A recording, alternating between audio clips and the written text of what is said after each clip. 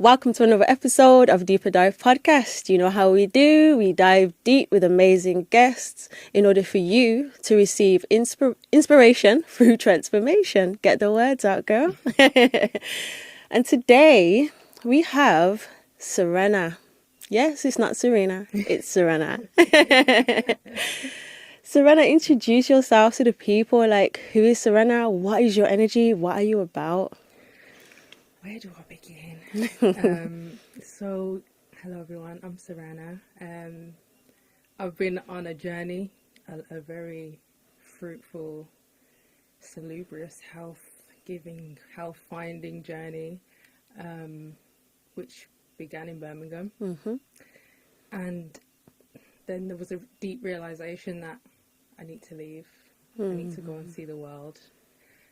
And on that journey, I then realized I need to heal my body. You know, I was in a state of helping others heal through like herbal medicine. And then it got to the point where my body needed healing. Mm-hmm. So I went up into the countryside of Barbados, where I was residing at the time. 90 days in the countryside, drinking the spring water from the springs, fresh fruit, mangoes from the trees, just in nature. Living with the Rastas, just a righteous life, something I'd never experienced before, coming from the city. Do you know what I mean? And then on my journey, ending up in America, being mentored by Yakhi Awakened. We're definitely going to get into that. Yeah. And then after that during that 90 days, after 6 weeks, blood tests come back, healed my body from doing what I needed to do, to take the time to do. And then, carried on my travels, and then just started educating myself, doing all the courses that I needed to do, qualified in Iridology, live blood analysis, because I just realized these are the tools that we need. Definitely. We're missing these things. For so long, I didn't realize what was wrong with me. I thought I was broken because no one had the answer. And it took for me to find my own answer and realizing I'm the only person who's going to care about myself enough to get to the root cause of what had been going on for some time. And now I'm at a space where I want to share all of that, and I'm ready to, everything I've learned, all the wisdom I've gained, give that back. It's beautiful because I feel like the best healers are the ones that have actually been through the journey and experienced it, because you know what to expect. You know, I've got a bunch of people right now going through, I'm in the second cohort of the Parasite Cleanse program, and they're asking me questions. I already know what to say to you because I've been there. Oh, I got headaches, I got this, I got that. Okay, toxins are flushing the system. How do you know all this? I study, I look into things, I do courses, but at the same time, experience trumps all of that. Yes, you still need to know certain things, but when you experience it, you know how the body feels when it's going through that. It's a whole different ball game.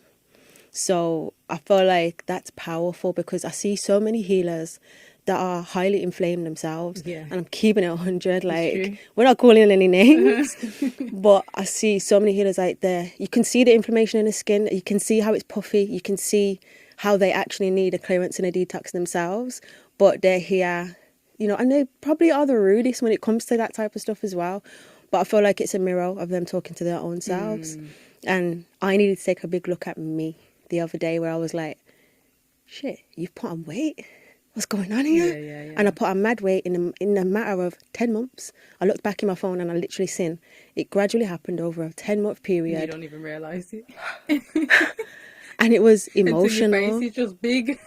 Listen, belly big, face big. I was like, nah, this ain't going good for me. I don't like this. I started to see it in my pictures and stuff, and then I was like, nah, we're not doing this. We're not doing this. You know what to do. Get with it. And I had to just literally grip myself up and do what needed to be done. And then through that, now I'm able to help others do the same thing. Even though I'd been doing it for years, the timing was right now. But I found through healing, we shed layers internally. Through your process, did you find that there was a lot of emotional turmoil, a lot of trauma that surfaced? Because I definitely did. I would say I definitely started to be a lot more introspective and realizing, why am I doing these certain things, or why are these certain things triggering me? And I found that because I was in so much solitude, like I was literally in the middle of country on my own. Obviously, you know, there was a community around, but it was just me, and I just started to look at everything deeper than everything that had made me the person that I was up to this point. And you know, I found I had to take a lot of space from a lot of people close to me, because certain triggers and things were coming up. And then it was just about rewiring. I spent a lot of time analysing why I did certain things, rewiring those certain things, and just receiving a lot of messages from the Most High. That part. Yeah. The clarity, the connection with self, the Different. connection with your higher self, the connection with consciousness, the connection with the Most High is so pure at that moment. I realized there was peace in me that I didn't have. And I didn't realize I didn't have the peace until I found the peace. And then once I had the peace, I was like, whoa, there's no extra thoughts. There's no extra emotion. Yeah. This feels so good. I cried. I was in turmoil. I was in chaos internally, and I didn't really realize it. But I had to go through that journey in order to get to that space.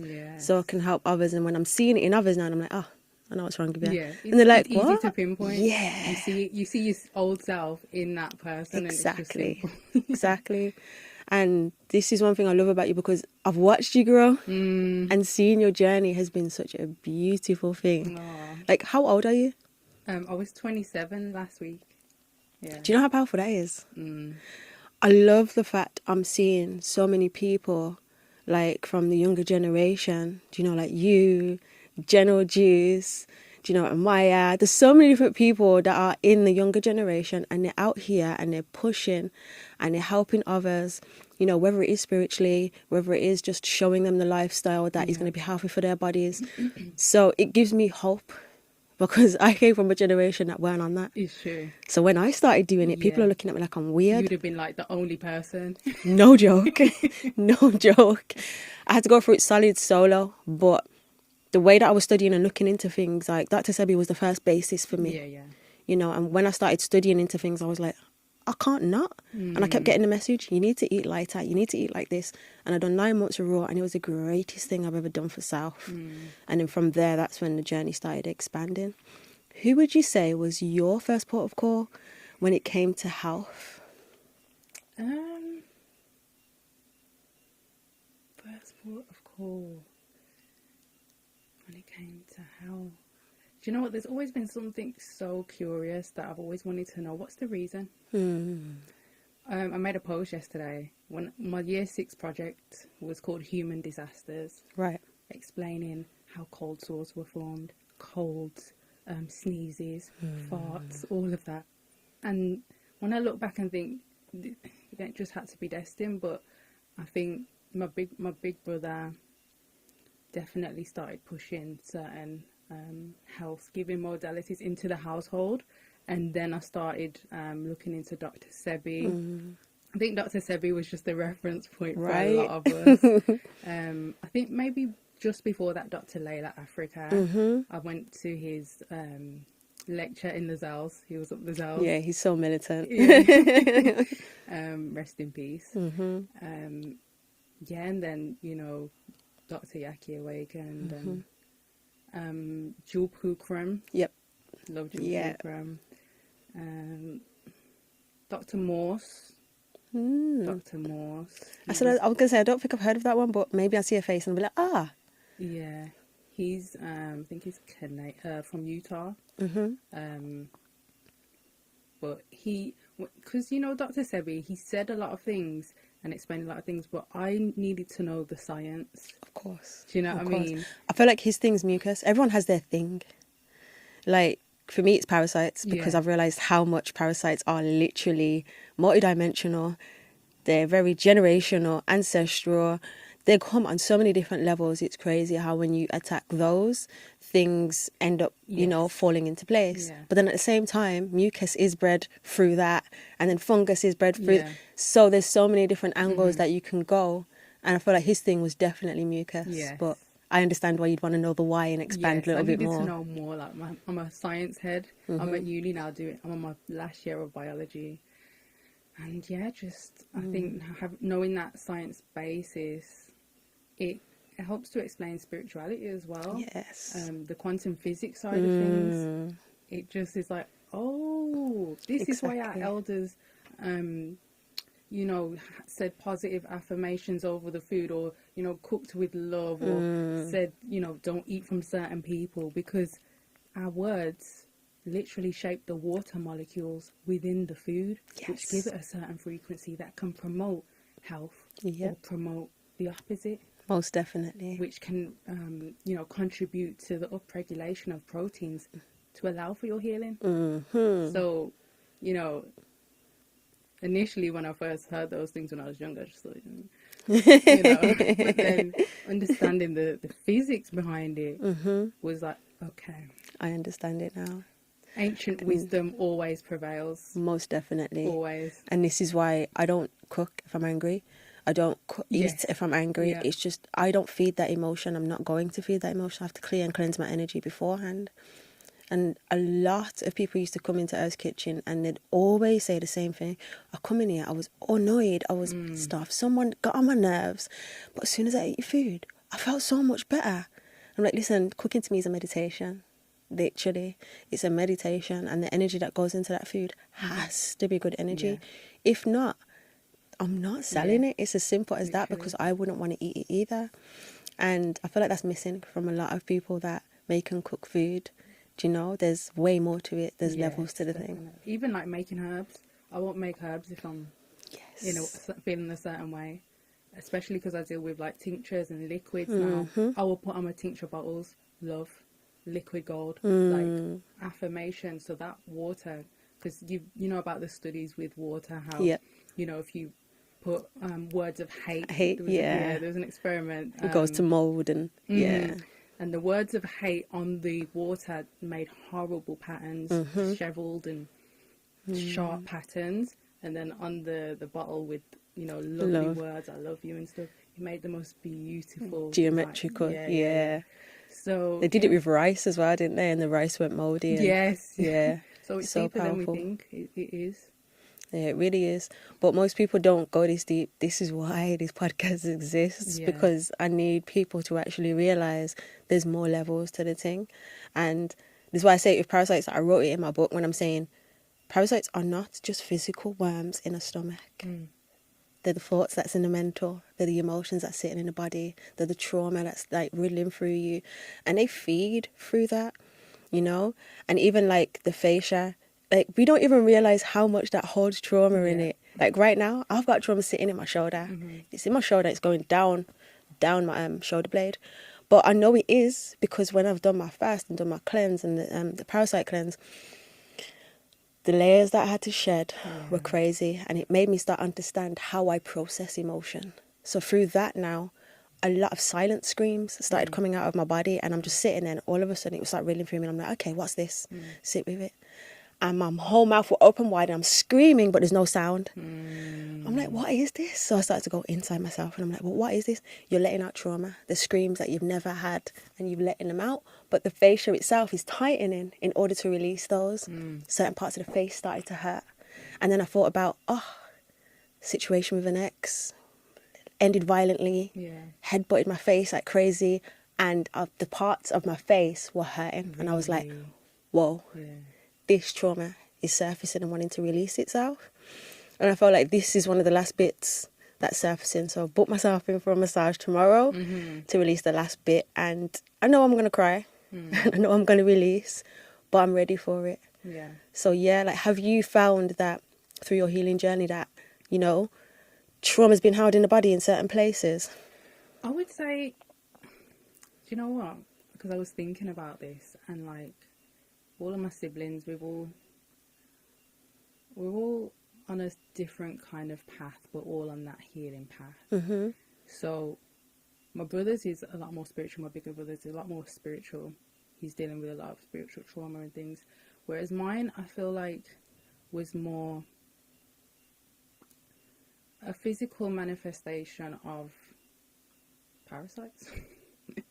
Parasites, bacteria, fungus, caused by an overdose, an overload of antibiotics, which decimated my gut ecosystem, Microbiome, yeah. decimated it.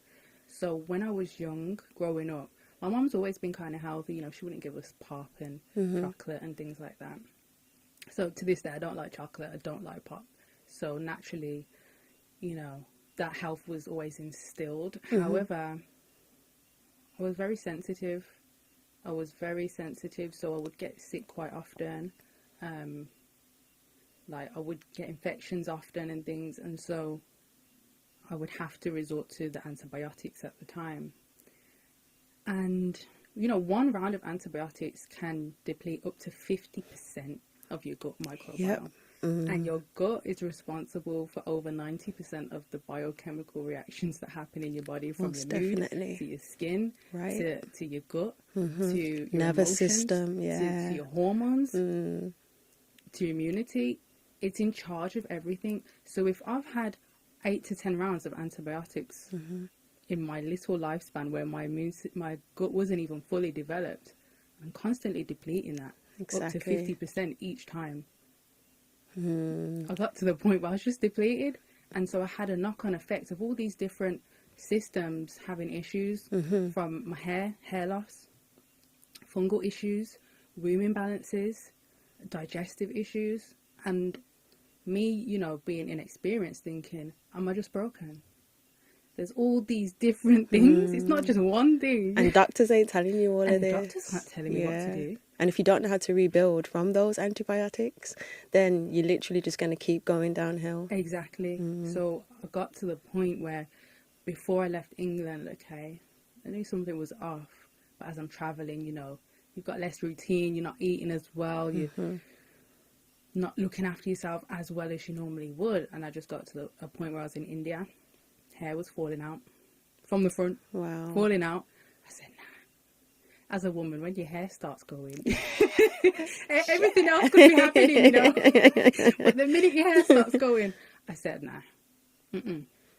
So, yeah, I was in India, and luscious, land of luscious hair.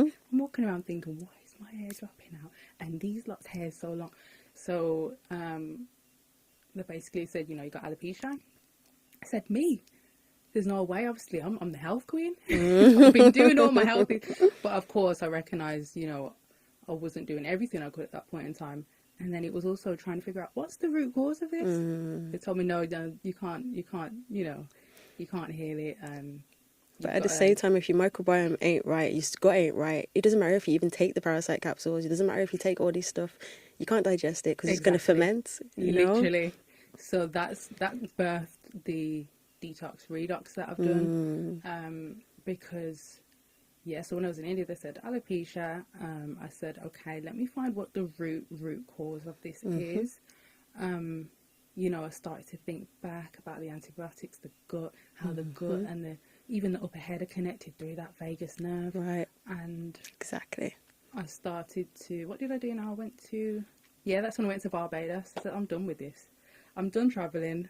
I want to heal. There's nothing more important than your health. And it's like, you know, people might see my page and think, oh, she's traveling, she's living life. In the back of my head, I'm thinking, what's wrong with me? Do you know what I mean? And this is why I love this, because people are able to see more of you right now. Most definitely. And understand more of the journey and who it is you are and how you become to be. Yeah. You can only do little snippets on a TikTok and, you know, so you're not really going to go into too much depth. And you have to be ready to have the conversation. Most definitely. You know? And I think once I've realised what the issue was, you know, after reading my eye, after figuring things out, after doing different testing that, of course, the doctor didn't tell me what to do, then I was equipped for this. I'm a herbalist. I've been interested in how the body works, as I said, from I was 9. So the only woman to take on this challenge for myself was me. So right. I just did what I needed to do. And it's interesting because you've brought me back to a moment of childhood. You know, like 7 years old, looking at books that my mum had. I'm actually going to go to her and see if she's still got these books. It was a red set of books, like different volumes. But within the books, it was layers. So it's like almost like tracing paper, but like really plasticky. And the nervous system. And then it would go on top of that. And then on top of that would go the bone structure. And on top of that would go. And it was like layer after layer. And I was fascinated with those books. So I even ended up drawing in them and everything. And now when I look back, I'm like, okay. So the fascination with health has actually always been there. But I feel as a Virgo and having so much Virgo, it just makes sense. Do you know what I mean? It makes sense for me. So yeah, you just brought me back to a really important moment in my journey. You just mentioned about reading eyes. Now I'm going to be saying to you, like, so what do you see in my eye? I wish I brought my equipment.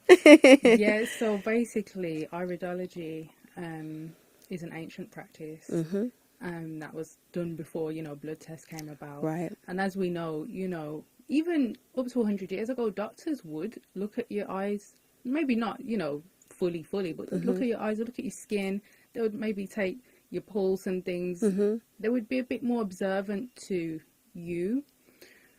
Whereas now it's like, okay, take the blood test and we'll see what the values say. But iridology is basically the analysis of the coloured part of your eye and the grooves and the textures and everything that it displays is correspondent to an organ system. So it's like a map of the body. It's a map of the body because all the organs in your body are connected through the nervous system, through the spinal cord, and can reflect the strengths or weaknesses through the iris. So, we don't even realize we've got all these patterns in our eyes until you actually put a flash on it and see, wow, there's a whole structure going on. And this is why the nervous system's so important, man, because it hits every single organ. And look how it feeds back to the eye. Yeah. Powerful. Literally. And there is that phrase, the windows are the eyes are the windows to the To soul, soul. but also to your health. Right. Prior to blood tests, as I said. That is a powerful statement. Yeah. Prior to blood tests, this is, one of the, in so many traditions and cultures, reading the eyes has been a prominent way to see what's going on. And you can see before it's become degenerative or before it shows on a blood test that you're out of range. You can see that that area is weak. That's powerful. Yeah. So if your personal individual constitution can be mapped out and read to you, you can now spend the rest of your days catering to that, so it doesn't become a problem by the time you next go and get your blood test. Absolutely powerful. So can people book in to you for those types of services? Yeah, so I've got a iridology reading on my website, so you can either do kind of a shorter one just to see a general look at what's going on, strengths, weaknesses, or if you need more of an in-depth holistic approach, you want to go into your history, you want to figure out a root cause on, in more depth, then there's that option as well. Because, when I first started, I was like, I wish I could get my eyes read, but it's really expensive. Everywhere I went was like £250. And I said, I just want to see. Do you know what I mean? I don't want to spend that much money, but I do want to see what's going on. But I never ended up paying or going to anyone because I learnt myself. I said, I'd rather figure out how to do it. It's a powerful tool to have. It is. Because, like I said, like we need this within this generation. Like we're coming into that era now. Well, we're already walking into that era now where, health and natural ways of dealing with the body is king at this moment in time. Like it's always been king, but, it's getting more mainstream now. And people are going for those routes because they're noticing that the tablets ain't working. Like my daddy had heart failure. This man's on 9 different tablets, and they do the blood test and they send it to the house. And I'm looking at the blood test and I'm like, but if this is this, so why have you got you on this? My dad's like, are you a doctor? I said, Dad, don't play with me. I know my stuff, and I'm trying to tell you that that's not the right tablet. They've got you on that, but your kidneys are crazy right now. Your kidneys need flushing. I was like, can I give you some? He don't want to take it. Really. And it's hardest when it's your family, It's annoying because I'm seeing him just deteriorate. And that you can make a difference. His knees are bad. They are super inflamed and he finds it hard to go upstairs, finds it hard to walk. He's weak. Do you know what I mean? Like, the skin is just flaking like crazy. I'm like, Yeah. There's so much different things that I could do for him, but yeah. he just won't allow me to do so. And it's hard to watch because I took him to the hospital when he had heart failure, and I watched him and I was like, he feels like he's breathing on half a lung. Like, how do you even know that? You don't know. I said, okay, got him to the hospital. He said, oh, wow, one of his lungs had completely collapsed and half of the other lung was really full. So he's basically breathing on half a lung. I said, my dad looked at me like, what? How did you know that? I said, your breath showed me that. How your chest was moving showed me that. Sometimes you don't need all those big fancy tests. Right. Look within, or find someone who can see. Do you know what I mean? And I feel like when you are spiritually in tune also, like, you'll feel things like, for me, I've always noticed that my guides will use my body as like it's the person's body. So my belly will start flipping, for instance, and I'm like, oh, you've got some stomach issues. How did you know that? Because I'm feeling it in my body. They're using my body as a basis for that. So yeah, I feel like there's many different routes that we can use in order to really see what's going on with the body. And they're all ancient things that were always used before. It's powerful. I'm really enjoying this conversation, by the way. It's beautiful to be around somebody that like gets it and is about that life. So are you actually plant-based? Are you plant-based? What's your diet like? So when I first started, so I first went plant-based. Well, I first went vegan when I was 19. Strict alkaline vegan. Intermittent fasting every day. Serious. Don't give it a white flour. Serious. I went marga. But I guess, you know what? It made space for me to realise taking away everything makes space for you to then realise what it is you do want to experience from life. So sometimes it's good to go extreme because you find the balance. So then after that, I started travelling, went travelling at 21, 22. Still trying to be strict alkaline unsuccessfully, because obviously you're in a different territory. Right. There's only so much that you can do. So over time I started to get a bit more lenient. So when I would be in the islands, I'll have fish because I know it's from the sea. I would watch the fisherman. Yep. I was chilling by the docks one time, and then man come out with his fish. I said, can I have some? And he said, it's for the restaurant. It was a Jamaican restaurant. I said, whoa, he just literally went and collected it. He's the owner of the restaurant, collecting his fish. I said, yeah, that's different. So when I'm in the islands, I will pick at that a little bit. Right. When I'm back in England, it's a no-go for me personally, because I know how the treatment and the metals in the sea, and there's a lot going on. But I could totally understand that though. yeah. Like, throughout my journey of being, plant-based, vegan, whatever you want to use, what term you want to use, I did have like 2 moments where I had to eat the fish. They were literally I could hear my guide screaming in my ears, eat the fish. And then I've ate it, and my whole body, it was like it was just feeding energy through my body. And I was like, wow, the downloads I was receiving, the clarity that happened in my mind. And I needed it at that moment.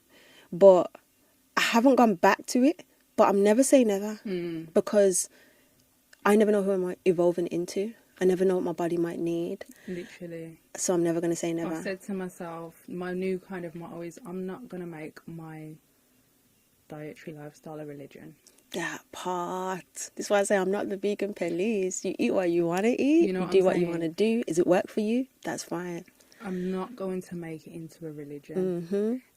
But in saying that, I will detox every 3 months. Of course. I will do my detoxification. If you are going to be eating meat, if you really don't want to come off it, or if you are eating, things, detox at least. You need to do something. Do you know what I mean? I think it's essential. Like, I always say it like this. Would you use a cup that is super dirty and never wash it out? So why are you living in a body, like, why you got your soul living in a body that's completely dirty and you're not washing it out? That always throws people back, because I'm like, whoa, I didn't think of it like that. And it literally is as simple as that, because your soul is in a vehicle and it's a dirty vehicle. Do you think it's not going to affect your soul, your mind, your spirit, I like to use the example of like a bin. You need to take the bin out. There you go. Otherwise what happens? And it's like, Flies. maggots don't crawl from outside into the bin. No, they form there. That bacteria literally pleomorphosizes into more pathogenic forms to the point it turns into a maggot and then turns into flies. That's the parasite. Exactly. If you don't do that cleanse, if you don't clear out, then no, you didn't catch an infection from something external. Your body came to clean up That part. what shouldn't be there because you haven't done the cleansing. Oh, my nose, ring. But every tradition, every culture do some form of cleansing, except in the West, in America, England, Canada, we don't do it. No, it's real Every talk. other civilization take their bitters, their barks, their woods. Even in Barbados, there's a drink called Morbi. It's bitter, but everyone drinks it normal. Yep. I can't even drink it. It's hot. I'm thinking, why would you want to buy this? But our taste palette has been geared away from this bitter taste profile, which Definitely. is key. And it's needed. Bitters are so important. Full body response, liver, certain enzymes in the digestion, stomach, it's everything. necessary. I agree. So Totally even just agree. those simple little daily things that most or many other cultures do are just totally missing, which is a key part of why in my detox, I wanted people to taste the bitters. The liquid there is bitter, so they can get the benefits from that, the anti-canceral benefits, the digestive supporting benefits, the anti-parasitic benefits. It's important. Yeah, most people are scared of bitters. I know. I know. And I will boil up mine, I will drink it. Like, I feel like when you haven't had it in a while, your face will screw up for a bit, course. but then you just get used to it and it's normal again.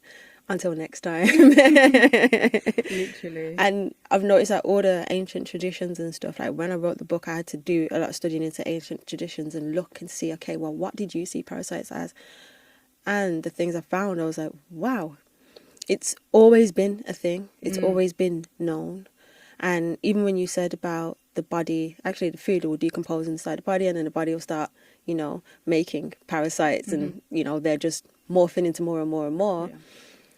Most people think that it's only external sources that parasites come from. Well, yes, there is some, cat feces and various other things that you can get parasites from. And that's probably one of the most crazy ones as well. But let's not get into that too much. Let's get into that. Let's get into that.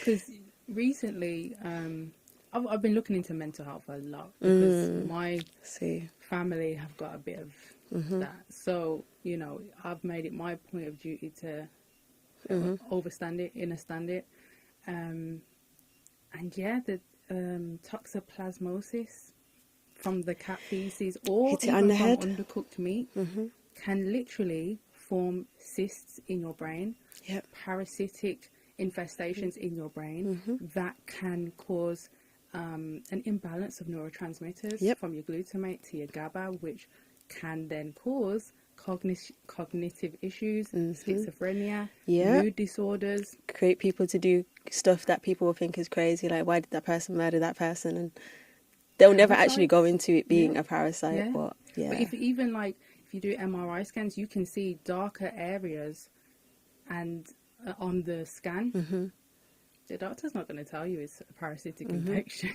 Do you know what I mean? But they know that if they do that, they're going to lose money.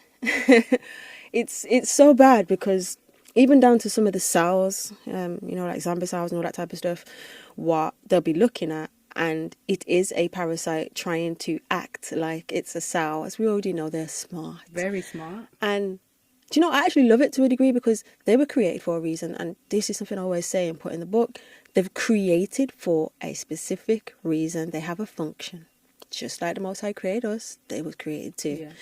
And they are going to be at the gateways of all that trauma that we haven't dealt with, all of those, bits of dark energy that they need to feed on, all of that stuff that's decomposing in the body. They're doing something. And they're trying to actually keep their lineage alive, just like we're trying to keep our lineage alive. Yeah. But they're really, really, really good at their job. They're really good at it. But when it comes to a certain point, like, okay, you have to go. Yes, you may come back and surface again and I'm going to have to do another cleanse. But you have to go because you're impacting my health. You're impacting my mental. You're impacting you're now controlling and sitting in the driving seat in my body, and that's just a huge no. Yeah. So yeah, when you start getting into, are they really the demons and stuff, and I use the example of like ayahuasca retreats, for instance. People vomit in ayahuasca retreats because they're vomiting out the worms that's in the belly, the parasites that's in the stomach, that they're now seeing on the spiritual realm as this crazy looking entity that's been chasing them in their dreams. Yeah. Parasites are so smart, they can get into your dreams and chase you down in those dreams in order for you to have that, that energy that they can then feed off, because they love to feed off things like that.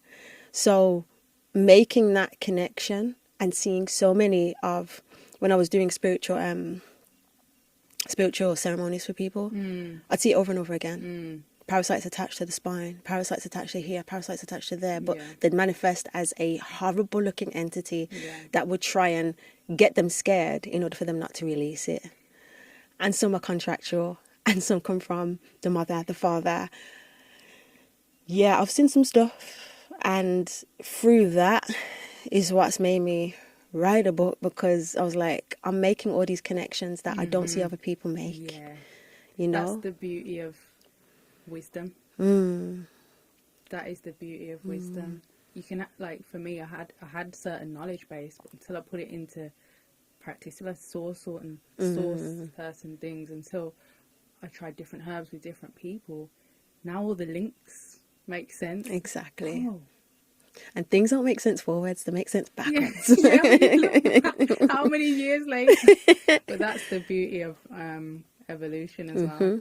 Most Being definitely. able to make those connections. So I love how this conversation has just flown without me really having to look too much at questions. Yeah. Because I always like to give room for that to expand, because that's when the rawest forms come out. So let's talk about Yakhi Awakened. Obviously, I know you met him at first and he helped you get into an event that you thought you wasn't going to go to. And then after that, I'm sure you done some type of, mentoring program. Was that for a long period? Tell us more about that. So when I was in Barbados doing my 90-day detox, I just had these messages from the Most High. And I turned my internet off for the whole weekend. I said, you know what? I just want to live. I'm just going to live this weekend, right? And it was that weekend that Dr. Jewel Pookram's name came back into my head. So if you don't know Dr. Jewel Pookram, she's like a scientist, an amazing scientist who goes into like immortality and, the DNA on a different level. And her name came back into my head. And then a few days later, once I put my internet back on, I started looking up, I followed her on Instagram, realised she had an event in Atlanta. Well, it was sold out. It was my birthday weekend, August the 10th. So I was like, all right, cool, I'll just get the online ticket. So I got the online ticket. It was like $100. Some people were screaming at me, no, you need to go. You need to go. You need to be there. I said, all right, I need to be there. I was on the hammock outside. 3 birds came flying over me. 3 white birds. Dropped all these feathers. I'd never seen nothing like that. I said, wow, message. I love the messages. Literally. And so I said, I need to go. So I reached out to Yakhi Awakened. I said, I want to come. There's no tickets. It's my birthday weekend. And he got back to me. We ended up Instagram calling. And he was like, all right, you can come with me and my entourage, But at first he was like, it's a bit difficult. I don't know if I can. But yeah, eventually made that happen. So yeah, I flew over. And then I just kept saying that I would love to be mentored by Yakhi. And it just so happened to be that his manager, Nabi, put up a post about a mentorship opportunity. So I said, no way. I said, no way. So when I was there, of course, it was chatting and whatnot. I said, I'm here, can I join it? And he was like, it's not really ready yet, but okay, we'll figure something out. And then, so I was in Atlanta for a few more weeks because there was another lady, Dr. Grace, who was doing it as well. So we was kind of a pair. And then, 3 weeks later, I flew to Missouri and was in his clinic. So it's 3-day mentorship. And we basically kind of saw how the whole clinic worked, watched him do live blood analysis, iridology as well. So it's everything that I'd been studying. It was like it all just came together, and I could see the professional do it you know, could see Dr. Yakhi's been doing this for how long, do it. And that was just, you know, it took my knowledge, what I'd been book learning, to wisdom again, to a different level, because I'm seeing it in action. Powerful. His microscope's like $100,000, he was telling me. I mean, mine's not going to be that much. But You'll manifest that, man. Yeah. But seeing it and, you know, everything I'd been studying, it all coming together, put different connections in my brain, which was enlightening. It was so enlightening. I was like to him, wow, it is possible. I'm going to have my clinic soon, just like this. And it was like, yeah, well, you won't need all these equipment because you'll be in nature, because I want to do like retreats in country, because that's where I healed, in nature with the spring water. Do you know what I mean? You're speaking my language. Wow. Yeah, that one hit my heart when you said that, because when I went to Bali, I had to shop at the time, and I went to Bali and I was like, I want to be here. I want to build a space that we can actually have retreats here. And this here, that here, sauna, and growing all the food. And I was like, that sounds like a big vision though. But I'm realizing how much you have to be a big vision. It has to be expansive. Yeah. And you can realize that you can actually manifest anything you want. So yeah. Let's see. You're giving me ideas now. I think, you know, especially for Birmingham, like, we need these resources. We need people we can trust. People need someone to trust to come and heal. That part. Because there's a lot out there, but it's like, who do you turn to? No, it's real, because like one of the participants I've got in this program right now, they said to me, "Oh, do you know what I love about you? Like, you actually speak about your own experience. You don't force us to buy your products. You actually, you know, you'll tell us certain herbs that we can get if we want to do it at home ourselves." I said, yeah, because it's about me making you be able to have these tools so you can do that yourself and then continue it through your own lineage. Yeah. And I was like, yeah, well, I've done something with somebody before in the Birmingham area, and all they were doing is pushing their products down my throat. And I didn't really like it. It's like they didn't really care about us. They cared about making money. So this is not about money for me. It's about me helping you heal. It's about the transformation. It's about me seeing you smile, seeing you happier. People need to understand that detoxing our body then detoxes the life, but also it also shifts things, because since I did that, the way that all my manifestations are just coming in thick and faster, and, you know, abundance is just flowing in beautifully. It's an internal job. It's always about you. It's never about anyone else. It always comes back to self every single time, because it's a reflection of what's outside and the external. So yeah, that trusting of that person is vital. And so I feel like sharing on social platforms and stuff is a way that people can get to know you. But these types of conversations, it then goes deeper. Do you know? It then goes deeper. So I was going to ask if you've always been into health-related things and what was your first initial awakening in regards to that, but we've already covered that. Yeah. So if you didn't hear it, go back, listen. So how many siblings do you have? 3 brothers. Did that ever make you a tomboy, or have you always been girly? Not only did it make me a tomboy, it made me feel invincible. Because, like, when I see my female friends who don't really have brothers, or aren't really around their brothers, or don't have as many brothers, like, I don't know, for me, I just feel like I can do anything, any sport,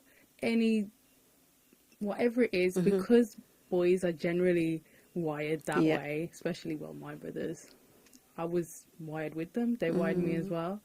So when I remember, you know, from I was 7, 8, 9, my brother used to make me do punches on his hands, press ups, got me into pull ups. That's where the whole calisthenic journey was birthed.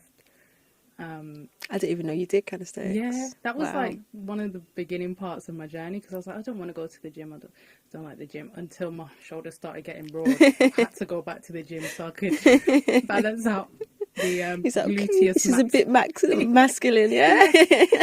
So naturally, I was a bit tomboyish, because that's what I was growing around. And then, I guess I just stepped into my femininity, especially once I left England at 21 anyway. But I feel like my whole path has always been around wiser, elder, mainly men, women too, but I'm always around elders. I'm always around people like pushing me. So that's why I just feel like anything's possible. I can do anything. Yeah, I get you. Like, I've always had more male friends than female, even though I've still got a lot of female friends. I've always been around males more. And tomboy from young, like tracksuits, trainers. Yeah. Do not give me the scare. I'm not interested. People asked me if I was a dyke. The way I was, they also asked me if I was sponsored by Nike. The way I was wearing these tracksuits, but I grew out of that. But I've always got that little adventurous, not boyish, but you know. Yeah, I still wear tracksuits up to this day. No, me Still girly. I don't get existed. Yeah. Still girly. I will still do a lot more different things that I didn't used to do. That I just wasn't into. Have you like, got brothers? Yeah. Oh, how many? Like, my older brother, obviously he's passed away now. When I was 16 he passed away, but that was my sibling that was in the house with me. So Okay. I was looking up to him. So I think because of that, and he used to punch me up and all of them things, you know, you get rough up. It was just a standard thing. Yeah.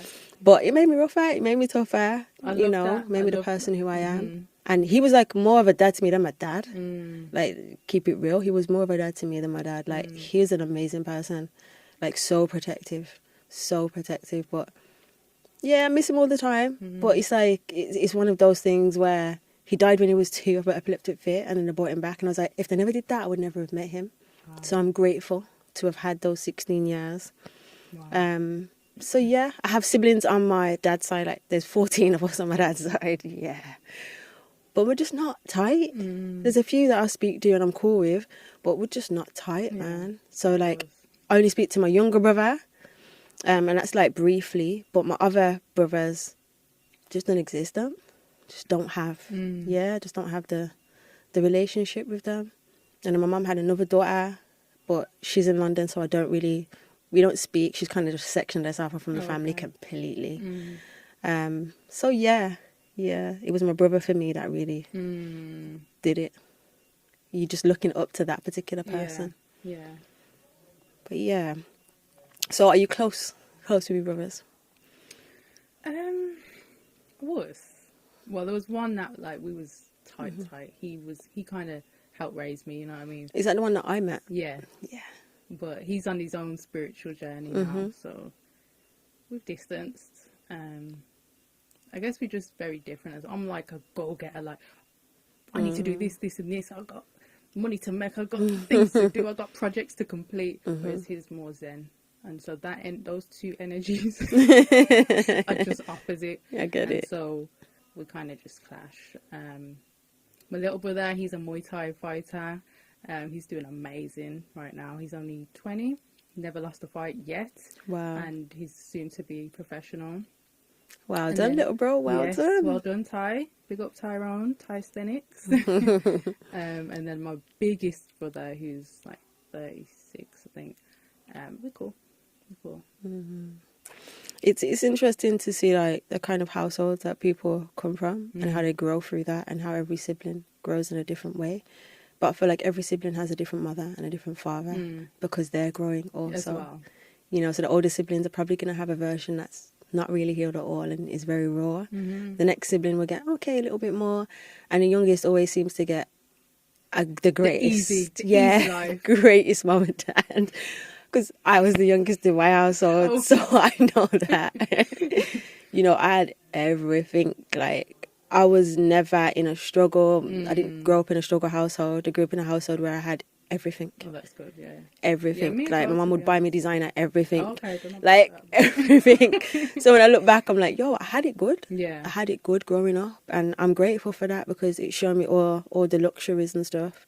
It didn't spoil me to the point of where I have to have that stuff. But if I like something, I'm going to have it, yeah. I think for me, being the only girl, even though I wasn't the youngest, I was the only girl, so naturally I got that extra attention and extra love, I guess. So, yeah, same. I didn't grow up in a struggle house. I think it was just more so seeing my mum play the single mum, but also set up her own businesses, still trying to be an entrepreneur. Her blood is literally flowed through me differently because as soon as I left school at 18, I said, I'm going self-employed. I don't want to work for no one. And to this day, I still haven't. So, yeah, it was a major moulding for me. So I was actually going to ask you that. Did you grow up in a 2-parent household? No, so my dad passed when I was in year 6, so Wow. 10. Heart attack. Um, Interaction of medication. How did you deal with that grief? I don't think I still have. Wow. But at the same time, he wasn't there. Mm-hmm. So my dad was born in Italy, Sicily, which is the south island of Italy, small village lifestyle. Mm-hmm. And he came to England. My mom, they met and things. Where was I going with this? Yeah, so by the time I was born, after my 2 older brothers were born, I think there was just more of a breakdown in relationship and things with my mom and my dad. And yes, 9 years later, he passed, but because he wasn't fully present, because he, is back to Sicily or wherever he was.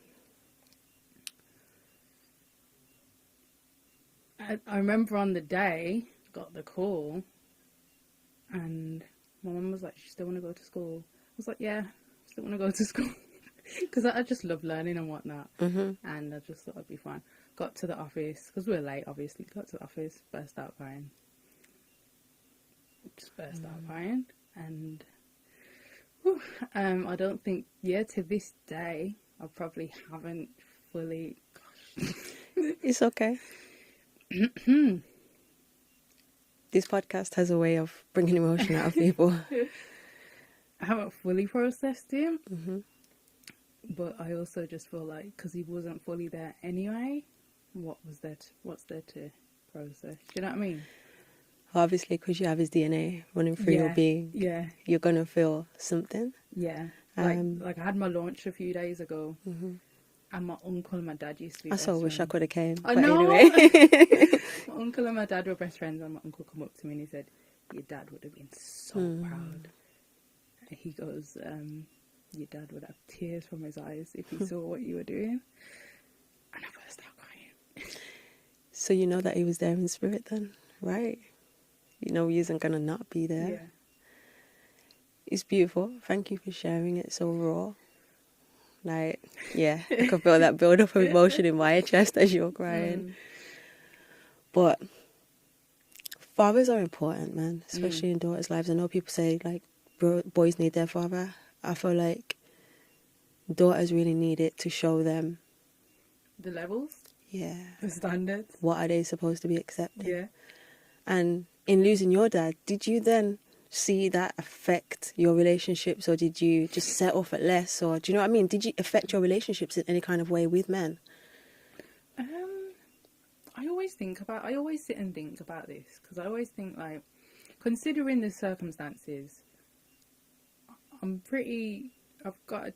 not, my attachment style and stuff isn't toxic, and like, I can't answer the question because I've never had a dad around to really know what things should be like and what I would be like. As far as I'm concerned, my mom raised me and I'm good.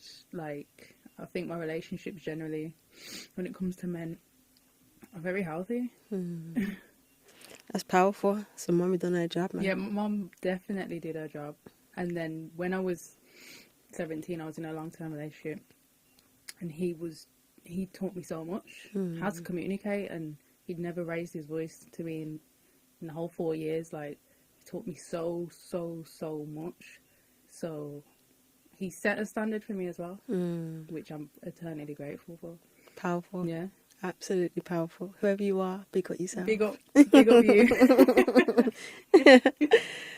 Like, I probably briefly said it already during the conversation, but I just want to say, like, how proud I am of you. Oh. Like, seeing how you've grown and evolved through the period of time of me knowing you. It's just been beautiful to watch your whole journey. And you ain't even started yet. I know. There's so much more to come. And I already know it. I already see it. I already feel it deep inside of me that you're going to achieve a lot.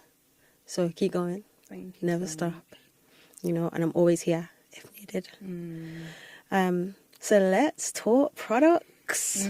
You had a product launch the other day. I did. Sunday, was it? Yeah. Yeah. And how did it go? Like, what was the process of making these products? Talk to us.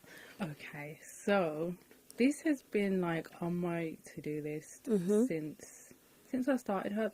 Like it's like I just always knew. Like for example, now I know I need a healing clinic. It's like when I first started, it's like okay, I need my own line of products, but it took me to go through my turmoil to be able to create this. Yeah, I get it. Trust me, I get it. So, yeah, after I did my 90-day detox and I just saw the power of the herbs, saw the power of being in nature and doing that complete detox, it put different neurons and connections into my brain. Like how we spoke about earlier, it's like when you look back, you're like, oh, because I don't know, I just always knew, as much as there's the detox aspect, for me, a key part of healing was rebuilding. Most It was definitely. not just key, it was pivotal. So of course, you know, I've got my body detox, which is a parasite, fungus, liver support and clean. And that is the bitter one, so because I want people to taste that bitter element. But it's liquid as well because it goes straight to the blood. Because I had gut issues, because my gut was decimated by antibiotics, I needed a lot of liquids. And so this liquid goes straight to the blood. It's taken under the tongue sublingually. Yeah, and I found that to be really effective. Then I would go in with the cleaning of the gut. You know, making sure when you're doing your parasite cleanse, when you're doing your fungal cleanse, you have to be releasing. You can't just be detoxing and keeping it in. Yep. So, of course, bitters help to stimulate that, but there's the gut renew, which does that on a bit more in depth, as well as help to rebuild. So there's herbs in there to rebuild back that gut lining, which could have been perforated or destroyed from antibiotics, from medication, even from stress, from the pesticides on the foods that we're eating. Our guts are just becoming weakened. And so as much as there's the gut clean, there's the gut rebuilding element. And then there's the superfood, which acts as a binder. So a binder, but also I wanted a bit more of a full body action. So hormone balancing, blood cleaning, you know, kidney, you know, like a general drainage support as well, because it's imperative when detoxing that all of those pathways are open. You are binding to the metals, to the parasites, because remember, parasites hide behind those metals. Right. That biofilm, that thick coating that they create, so they can stay protected within And if it's you. working with fungus, it's so much worse. Literally. So that superfood not only helps to bind and release, but I also just thought, because I wanted the detox to be so comprehensive, I wanted to make sure, okay, there's things to balance hormones as well, because some people, if the hormones are off balance, a detox might make it a bit worse. You know, unless, I guess, the liver and things that, taking liver supportive herbs will of course support that, but balancing those hormones is key as well. And then going in with the probiotics to repopulate back the gut, to put back in those good strains that carry out all of these reactions, that communicate with all the different parts of the system. That was also a key part. So that was my kind of rebuilding. And then, of course, there's the purple sea moss and soursop leaf blend, again, to remineralize the cells. As much as, you know, detox is important, as I said, putting those minerals back in, making sure every cell has the minerals to be able to do what they need to do is also important. And I feel like on my journey, I spent so many years, you know, doing all the detoxes, the mucoid plaque, the liver flushes, the parasite cleanses, and things would get better, but it wasn't complete. Yeah, the post cleanses is important. The post cleanse is important, and so I guess that's why I made it part of the cleanse, because people miss out they think, okay, I've done this now, let me move on.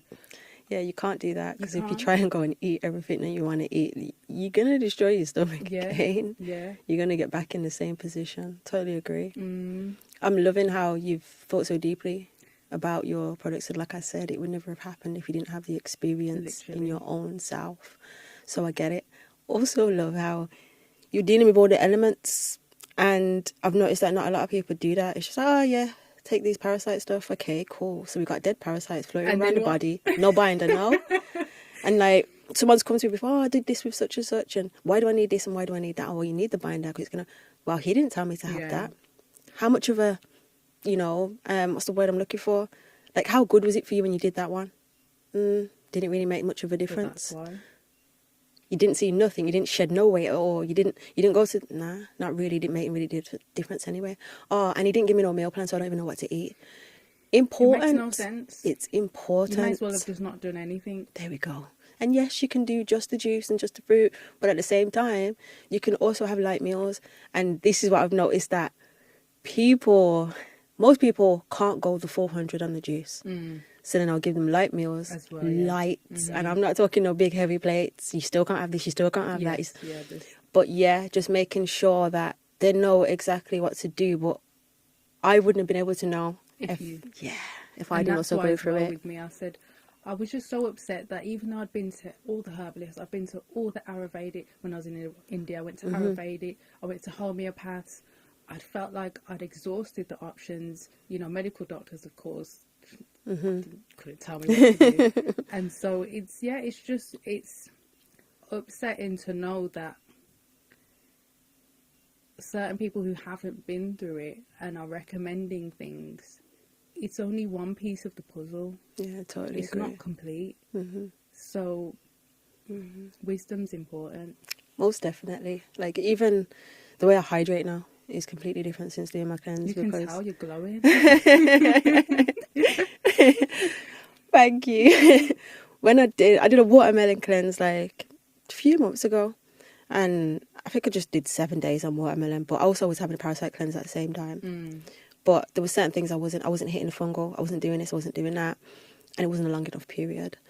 But when I did that, I was like, yeah, next day I'm not going to buy another watermelon, I'll be fine. So the next day I tried to just have water. Yeah. Oh my gosh, the cells were screaming at me. My body just felt weird all day, and I was like, okay, cool, let me go get the watermelon. I could hear it. As soon as I had that, I kid you not, within 5 minutes of me having that watermelon, my whole body just started to just revitalize again, and I was like, whoa, water's dead? Then I started to realize how water just wasn't hydrating me. It was actually making me drier. I was like, okay, it has a purpose, so it can flush the system, but it just washes out the system, washes out the system, washes out. It doesn't actually hydrate the cells. It doesn't actually give you anything. It's dead. And then being, if it was from Bottled. a plastic bottle as well, even worse. Right? So yeah, I've noticed since doing this cleanse, my hydration is just different now. I'm having watermelon every day. Yeah, watermelon, Every you day. can't beat it. You just can't. Yeah. I was meditate. Water is watermelon. Eating watermelon is a meditation for Oh, me. it really I will is. stand there and eat. And I saw your status the other day. You said 3 days. I was about to say, me too. 3 days tops, them big ones. 3 days. No joke. It was like, how can you eat so much? Like, why can't you? And like, even like after my cleanse now, I've been eating cleaner. You get me? I haven't been having certain things. I've been literally being very strict with myself. Yeah. Don't get too stuff. I had a packet of crisps here, but I've noticed once I've had that packet of crisps, like, stomach's like, yo, well, go on for you. How come you done that though? Yeah. Getting a little bit of a bad off, and I'm like, okay, cool. Then I'm eating a big chunk of watermelon after that now because I need to flush that out. And I'm more in tune with my body. 100%. Way more in tune. So if it's not watermelon, it's coconut water. If it's not that, it's fresh juice. My body will not have any less than that because I've just made it the standard now. And if I don't have those things, I'll just dry fast, you know, until I get what I need. Take one bottle of water. No thanks. Yeah, literally, no, because I'm in the middle of this detox as well right now, because it's been a while since I've detoxed. Because obviously I've been traveling and whatnot. I said, let me just do a nice new chapter detox, you know, in order to manifest new things and become a new woman. It's important to shed what no longer serves. So as much as it's, you know, so powerful on a physical level, spiritually as well, it hits different. Definitely agree. Definitely agree. Oh, this conversation is just so fulfilling right now. Definitely. I'm not done. I don't feel like So, it. what is your favorite thing to do? Like, give us some more on who Serena is. Like, if someone says, yo, let's go do something, what's going to be the automatic 3 things that you'd say? This, or this? Okay, so it depends what country I'm in. Obviously, for the most part, I'm in the Caribbean. Just be in nature. I like to go to the springs. I love going to the springs and just laying there in the sun. As simple as it is, that's where my best ideas come. That's where the messages come. Yeah, I love to just even go and pick some mangoes, eat mangoes. Eating fruit is a meditation for me. Going on walks, discovering like new places, which is difficult because a lot of the time I'm solo. But I will go and like find where there's a new spring, or I love spring hopping, going to springs, transmuting any stressful energy from the week into calm and peace. I think, yeah. That's like, you in a nutshell. Love that. Love that. Absolutely adore nature. Like, if I go to Jamaica and I don't go bath fountain, something's wrong. Like, I'm not happy. You have to go. And I have to go multiple It times. is healing water. The water's healing. Right? And then if I'm not like on a nature vibe, say for example, you know, I've done that all week up in country, I'll drive down to the coast and I'll hit a dance. Yeah. But listen, those somatic movements when you're dancing, you know, like that will release a lot. Yeah. Like, I feel like I want people to know, be balanced. It's not all about holding a meds all the Of course. time. And it's not all about detoxing. It's not all about detoxing. Go and dance. Go and move your hips, wind your waist. Go and listen to some good, soulful feeling music. And if it is vulgar music, we've all got elements within us. If it's sexual music, we're sexual beings. You know what I mean? Go eat that macaroni today if you want to eat it. But Be make balanced, sure you Give flush it detox after. Yeah. I just want people to enjoy their life, man. Yeah, I feel like we are on earth to experience people, experience things, experience places. And that's how I see friendships, relationships. You're experiencing somebody. It's not ownership. Even a child, you're experiencing someone. And when we look at it like that, I feel like it's more fruitful. It's more, we're in and now a bit more. Because it's like, okay, there's an experience happening right now. Let me see what this experience is going to bring for me. And not even have any expectations, you know, just allow it to just flow in that way. So, as we said, I see you like to travel. I'm a gypsy soul. If I stay in the same place for too long, which is now happening, I get annoyed, I get agitated, and I need to move. One of my favourite places to go was Bali. Like, that was just, that trip was a complete different rebirth for me. I needed it.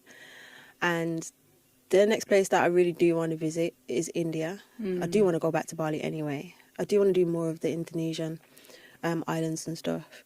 But where would you say has been the best place for you that you've been that was just like, yeah, still in the forefront of the mind? I've got two. I'll definitely say Japan. Wow. Definitely, 100%. Love Why Japan? I speak Japanese, so that was fun. You speak Japanese, girl. Yeah. So that was like really cool because Japanese culture is just so beautiful. How did you learn Japanese? I went to a girls' school and had Japanese as an option, and I got chose to do it. But before it was an option, I said to my mum, well, I'm going to this school, Queen Mary's girls' school. I want to learn. So my mum brought me all the disc sets. So over summer, I spent summer learning Japanese. So when I went to school, I already knew a lot. Wow. Yeah, and then I started to teach Japanese. So as soon as I left school and I went self-employed, I was teaching Japanese. And so to go there and experience it and the culture was amazing. So you're talking fluently then, right? I would say intermediate. I love that. Yeah. Absolutely love that. Mm. So when you went and you first spoke Japanese, you must have had it over and over, like people looking at you like, whoa, Well, they thought I was like half Japanese. wow. Yeah, because there's a lot of Blackanese people there. Mm-hmm. They kind of just assumed that I was Blackanese. I didn't even know that was a word. Well, Mm-hmm. yeah, thank you. But no, But I get it. in Roppongi, which is where a lot of the Blackanese people be, I went to visit. I went to a club there, and it was amazing to see just all these Blackanese people. But when I started to speak to them, they said, you know, there was some like ill treatment of them for not being pure blood and stuff.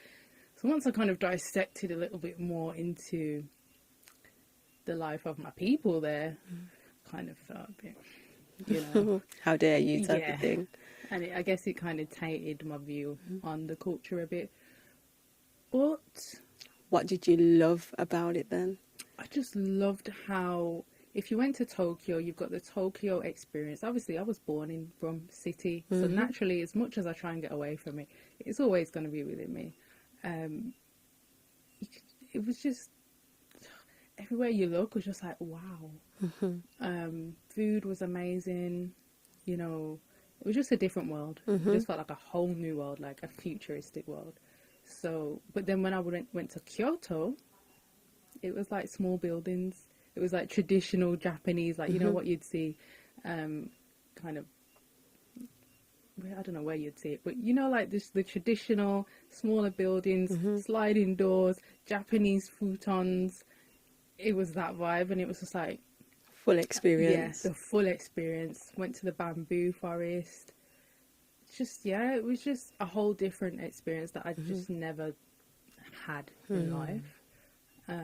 So I loved that. But then I'd say village life and like more coastal life, probably Barbados. I did like Barbados. It was Yeah. beautiful. I did love how the people were very... As soon as you they do something for you and you say thank you, it's like you're welcome automatically. Yeah, they're very manageable. Yeah, absolutely They're loved very that. nice people. Customer service was on 10 and I was so surprised because in Jamaica, you ain't getting that. No. I think Barbados is so safe. You can go out 2 a.m. in the morning, 3 a.m. You're fine. For a young woman, obviously I was with my best friend in Barbados. Well, when we first went to Barbados, it was like, whoa, this is life. We saw life, obviously, other than what we'd experienced in Birmingham. And then from that, we just kept going back. And I went from the city to the coast, eventually up to country. And that final country experience was everything I That's needed. where the rebirth. That's where the rebirth happened. Beautiful. Definitely. So do you have any... where is both of your family? You said your father's from Italy, Sicily, sorry, yeah. and then your mum. My mum's Jamaican. Okay. So her parents were from Jamaica. She's British born, but Jamaican.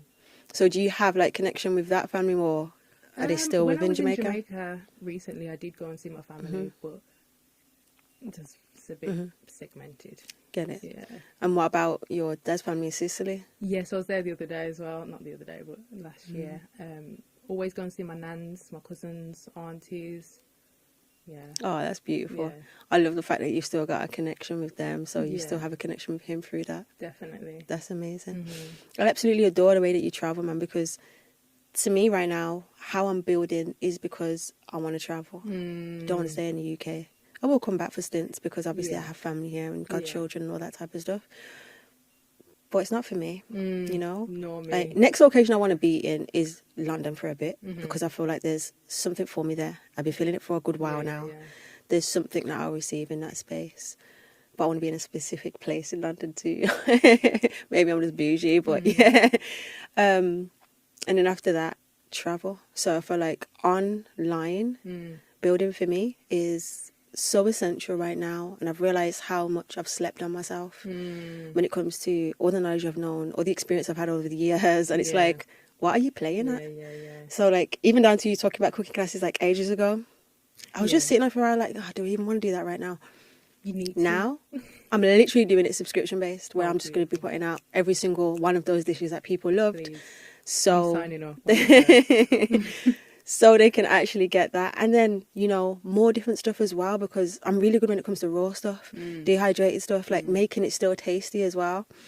So yeah, there's many different elements that I'm looking to bring and stop sleeping on my talent and things that I have. Literally. And yeah, what I love about you, you're not doing that. Mm-mm. And please don't ever do that. No, Don't definitely ever not. limit yourself. So how many countries have you traveled to?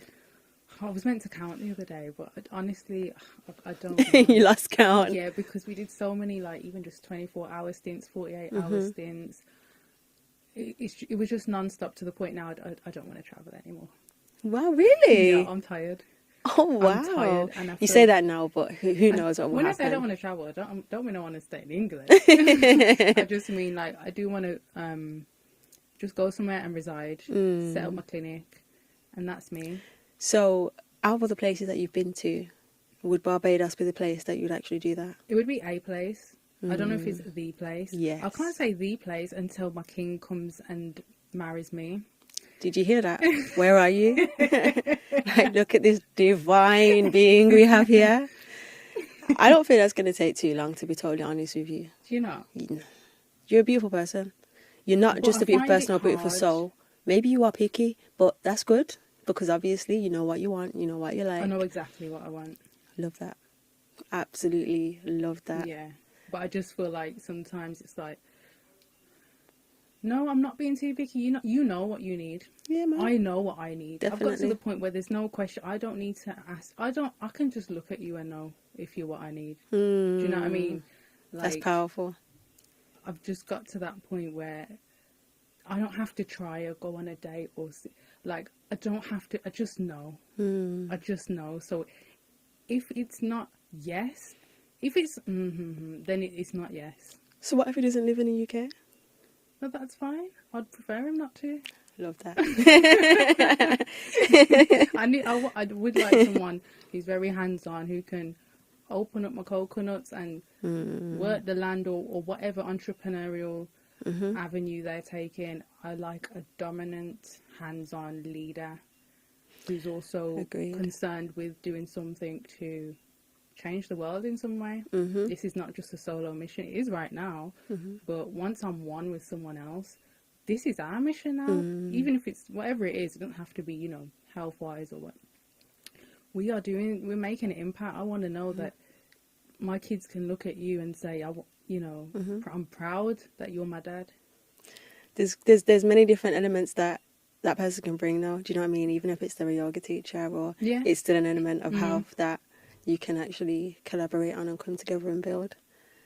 It's beautiful to see that you have such a mindset at the age that you are. Like, it amazes me, to be totally honest with you, because looking at so much of the youth today, you can see where they're at and what they're interested in and what they're about. And I love the fact that you've snapped out of all of that and literally making your own path and your own lane. Yeah. It's powerful. You should be proud of yourself. I am. Good. Yeah. I love when people praise themselves, like self-praise, self-respect, self-discipline. All of those things are the most important, because it's the basis of everything that happens within your lifestyle or how people actually treat you. And I feel like most of us are not loving self the way that we think. Oh yeah, I love myself. Okay, cool. Are you doing everything that's supposed to be best for you? Do you know? Or are you just disrespecting yourself every day? Because if you are, and then someone else comes and disrespects you, you can't even get mad at that. Right. You can't. Right. Because it's like, oh, you're disrespecting yourself because you don't have discipline.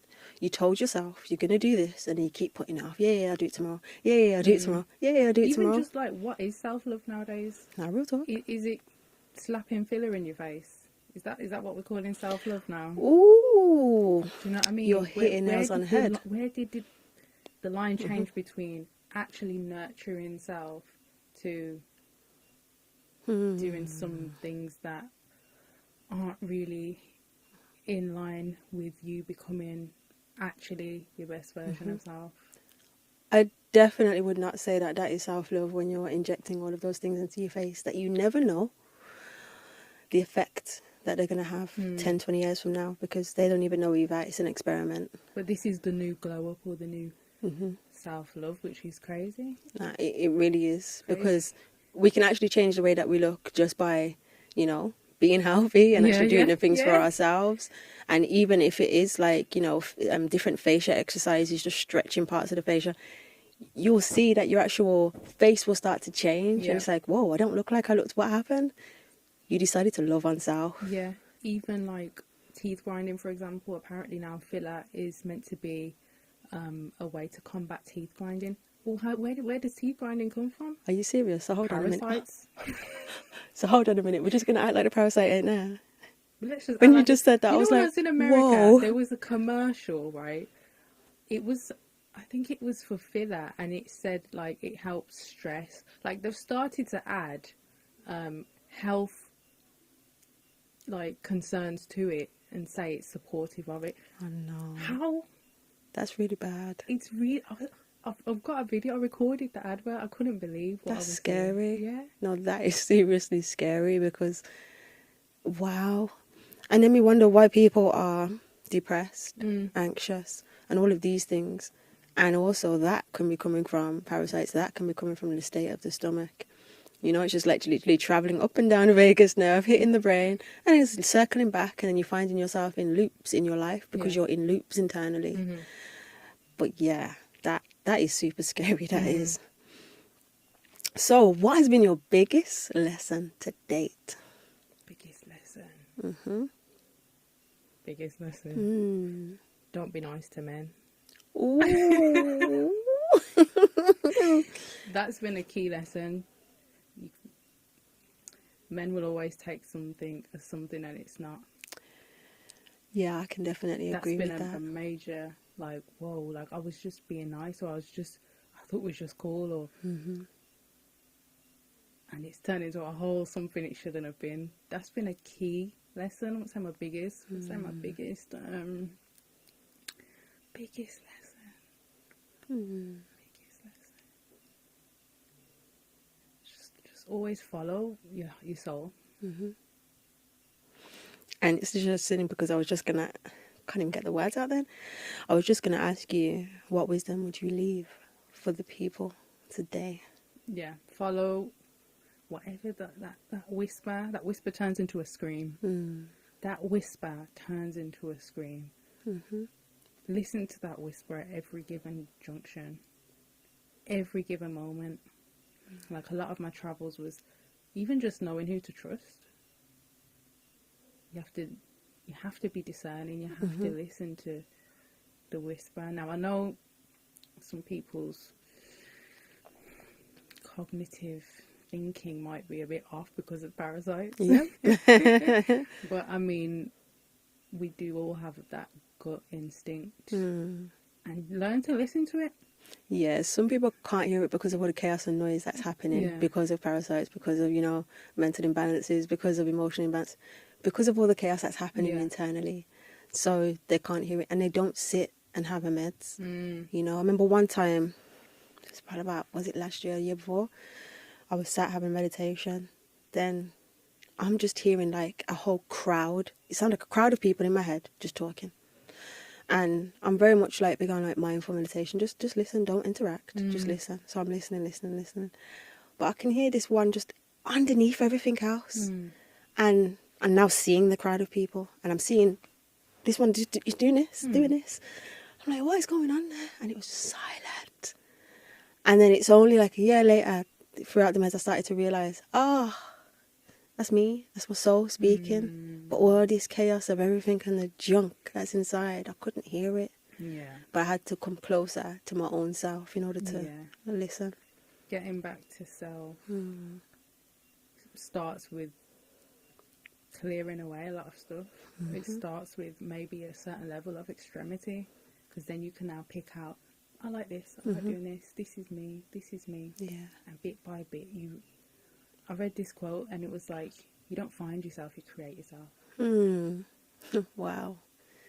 Yeah, that's a powerful line right there. And I feel like utilize time. Time is so important. When I first read Rich Dad Poor Dad, from that day I said, all right, everything I do right now is going to give me time. So I just knew that, okay, I need to do my teaching, be self-employed, so that I can use the time to study, so I can use the time to travel. It's always about freedom, right? It is. Your time is your most valuable asset. And people, they say I'm smart and things like that. I just think I've had more time. I've just had more time. I've never done a 9 to 5 or anything like that. I use a lot of my time figuring out myself. And if they say, it takes 10,000 hours to master a craft, well, how many hours does it take to master self? I feel like some people live and never ever get to that point. Yeah. And it kind of leads on to the conversation I had yesterday with Auden on the podcast, where I was speaking about how, was it him? Oh, I've done so many in the last few weeks, but yeah, there is, my soul was in multiple different, it was Zimbo. So my soul was in multiple different places, all these different lifetimes, and I must have mastered one specific thing in that lifetime. So I'm sure that I can pull on that one thing that I've mastered in a previous life and utilize it now. But I have to access it first. And, sometimes that takes the meditation, that takes the shedding, that takes the releasing, that takes the opening up, and the darkness, the spaces that we have to go into when it's like, okay, this ain't nice. Yeah, got to sit in the room for a little while, sit down there. So it takes all of those things for us to actually pull those pieces back and get moving our own selves. So I feel like we do master things in other lifetimes that we can pull into this lifetime. And I feel like that's why we end up as a child loving something specific, like you loving health. And because the previous lifetime you'd already done that. Yeah. So your soul came back remembering that. I do always have this feeling that in my past life I was a Japanese herbalist. Probably why I love Japanese. You know what I mean? I would love to get that verified, but A regression would be good to do to get that done. Yeah. Because when you regress, you'll go back into different lifetimes. I need to do that. I've seen some previous lifetimes, and some have been scary, man. Like the things that happened to me and how I died and stuff. I was like, really? Whoa. Yeah. One of them, like, I literally got my head chopped off. I was literally in Rome, but I was teaching people how to tap into their own abilities and teaching about the esoterics of stuff. And I was from a family that was Christian. And there was they weren't happy, like Catholics, they weren't happy that I was actually teaching people how to do this. So they called it witchcraft and demonic. And as they do. chopped my head off, man. Chopped my head off one time. And I think it's interesting because when I came into this life, Catholic school, I had my Holy Communion, whole lot. And I was like, imagine the same people that killed me, I came into this. Coming to you first for solace, that's just crazy. Wow. But hey, it's all part of the journey. When I found it, and I literally got so mad, I started cussing. You think I wasn't gonna come back? Did you think I wasn't gonna do the same side for work now? Are you mad? No way. Yeah. That's the Jamaican. You're Jamaican, isn't it? You said the power that comes out of me sometimes when I'm in those realms is something else. Seriously. But yeah, man, this conversation has been so epic. It's been exactly what I needed right now. It's giving me signposts. It's giving me hope for the future generations. It's given a lot. You're an amazing person, and I've really, really, really loved talking to you. At a later date, I know I'm going to ask you to come back on because you're going to have so much more to talk about that you've experienced. So if you're down for that, then definitely. So where can people find you? So you can find me on Instagram, Divine Serena. So Divine DIVINE, Serena SERENA _ at the end.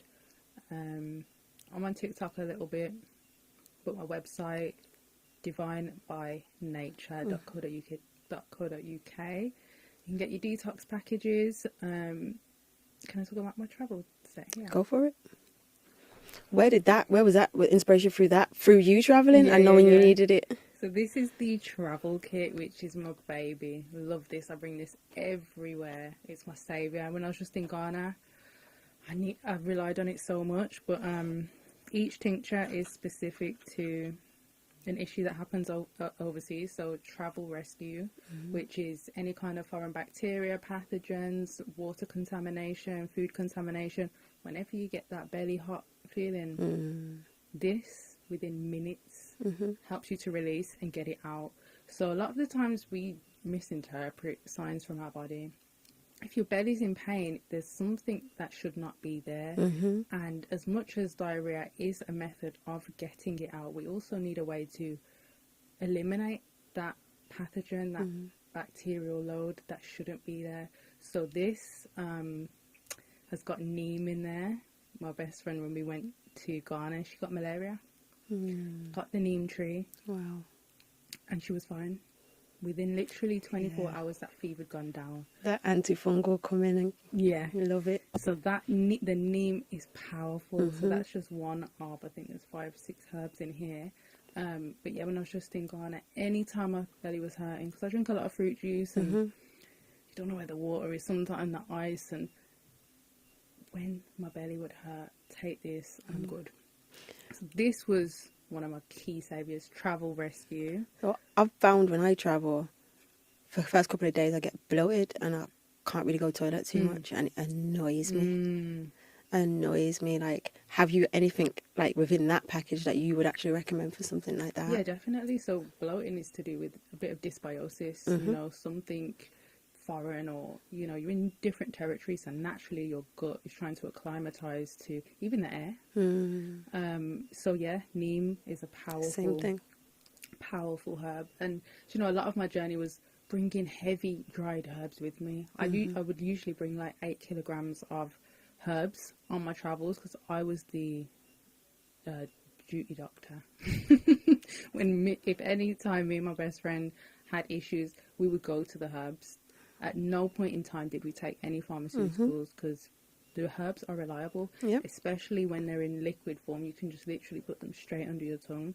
They go straight into the blood, and those active constituents will produce the desired effect. And then it saves you from having to carry all your and it's all kind of mixed for you and done for you. Do you know what I mean? There's the relief drops, so pain. So whenever I've got headache, because screens and things give me headaches. But also, not long ago, I'd overexhausted myself with work to the point the next day I felt sick. Headache, chills. You know when you feel pain from when you're about to just head into that feeling not so well mode? Within 10 minutes I was downstairs. My headache had dissipated. That feeling had gone. So because of my gut issues, liquids became a thing for me. And so this is why, the relief drops. So any type of pain, fever, inflammation, and then the immune pump. Whenever you feel like your immune system's starting to suffer, maybe you're in a vulnerable season, or even just, you know, you're starting to feel your throat getting sore. Immune pump. It's got echinacea in, which the Native Americans would use for snakebite. It's that powerful in stimulating white blood cells to defend the body that they used it for snakebite. So, you know, drawing on that ancestral wisdom, drawing on traditional uses, birthed the Herb and Go travel set. Love that. Herb and Go. Listen, you just make me prouder and prouder every single time. I'm just here smiling. Thank you. It's been a journey, but I didn't know the journey would birth all this. In the moment, it was annoyance, it was pain, it was frustration, but all that birthed something beautiful. The greatest healers, herbalists, guides within these realms are the ones that have to go through it. All the way. Yeah. No half stepping. Exactly. And when you're born to do it, you're going to be drawn through that, you know, sooner or later. So yeah, thank you ever so much for such a powerful conversation. I appreciate you being here. I'm going to put all your links in the description on YouTube anyway. And obviously I'll also tag you so people will find you. But it's just for those that, you know, there could be various different reasons, whether it's blind, all that type of stuff, for you to spell things out so they can get that. Sure. So yeah, Thank you ever so much. Can I just thank you as well for being an amazing contribution to Birmingham? Everything that you have contributed has been powerful in itself. You know, from Earth's Kitchen to Vegan Alex to, you know, just being the woman that you are and facilitating this. So big up you every time. Thank you so much. Yeah. I really appreciate that. Give me my flowers, not only my Of heart. course. Of course, because even when I was, you know, coming up on this journey, you were someone that I could look to. Do you know what I mean? I can't, there's not that many people on this journey. It's a very righteous path. So Yeah, it takes a lot of discipline. it takes a lot is an understatement. But being able to look to you and say, okay, like, wow. It's doable. Yeah. And it's important to have those role models. So, and now you're here interviewing me. So good, thanks every time. Thank you. Thank you for listening, guys. If you're not subscribed already, like, what are you playing at? Go follow Serena. Get your products. And also cop the book. Thank you ever so much and take care. Bye.